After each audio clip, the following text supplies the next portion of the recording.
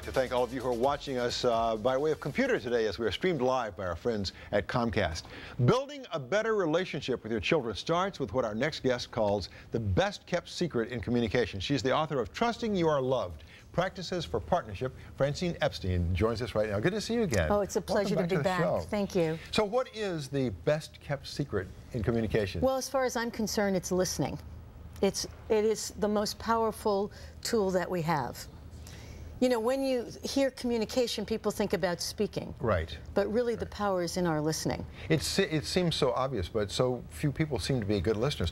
Why is listening so important? Well, because the greatest gift that you can give anyone, you know, especially children, but anyone, is the experience of being heard. Because the experience of being heard is the experience of being known, of being understood, and of being appreciated. And we all want that. And you also speak of listening with compassion. Yes. Which means what? Well, you could simply say it means listening from your heart. Yeah. But to explain it a little bit more, it's really listening beyond the words that someone's using, beyond the story that they're telling you, and listen to really how they're feeling, and really how they're being affected by what they're telling you. Now, let's apply that to communicating with our kids, which is not always easy. Right. For a parent who's struggling, who really wants to listen, but the kid doesn't want to talk, well, you know, especially... What do you say to the child to let them know that you are there to listen? Yeah, because, well, you know, when kids are trying to tell you something, they don't, especially if they're upset, they don't often have the words, little ones especially, don't have the words to talk about their feelings. So one of the things you can do is sort of prompt them by asking some questions. You know, so were you hurt by that? You know, are you feeling mad or angry about that? Or are you feeling sad now? Or, you know, just whatever you think might be what's going on for them. Because if you ask them, they know. Right. But they don't necessarily have the words to tell you. Right. So asking them lets them know that you are available, that you want to hear what they're feeling. But sometimes it's just so difficult, especially with teenagers. They sometimes tend to really shut down. Even though you're making the effort, you know, you're letting them know, I want to know what's going on with you. They just seem to...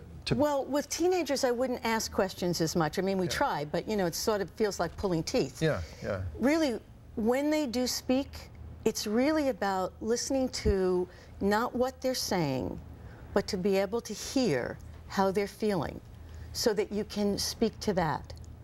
Because we have a tendency to not honor people's feelings, you know. We try to tell them not to feel the way they're feeling. Yeah. I'm literally going to ask you to put the words in our mouth, okay? What might a parent say? What are the words a parent might say to a child who is reluctant to open up? Just to let them know you want to hear what they have to say. Well, you know, you might say, you know, I'm really sorry that you don't feel comfortable talking right now. Yeah. Or, you know, try to get a sense of putting yourself in their shoes and say that. You know, because when we say I'm sorry, we're not apologizing. It's really an expression of compassion. You know, so, you know, I could understand that you would be reluctant to tell me about what's going on. Right.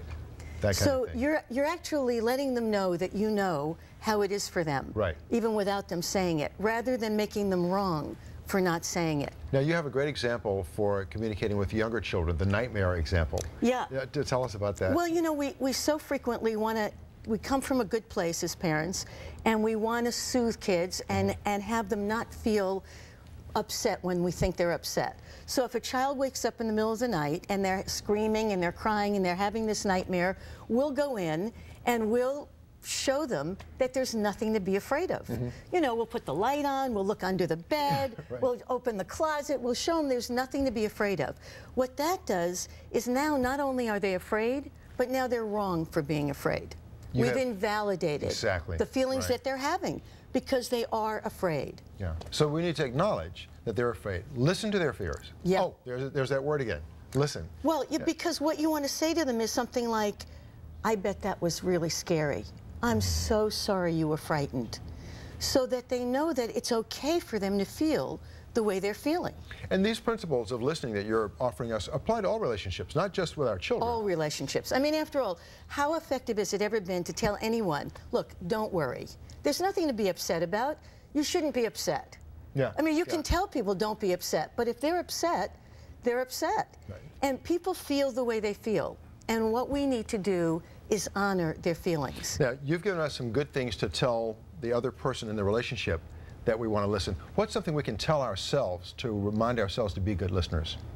Well, for me, it's what we put our attention on. And to not watch out that most people want to figure out what they want to say rather than listening to what you're saying. So you're saying something, we're preparing what we're going to say in response. Right. And really, we don't have to think about that, because if we really listen to what you're saying, we'll know what to say. Francine, I think I'm getting it. Okay, great. It's been a pleasure listening to you. Thank you. Thanks for being with us. For more information or to order Francine's book, Trusting You Are Loved, just log on to our website. It's right there. And we will be right back. Coming up next, we're cooking Chinese with celebrity chef Martin Yan. Next, when The View from the Bay returns. Live your best life. It's Ask Dr. Ozden. The kickstart you need That's great. to make a change. Let's start turning our lives around right now. Your best year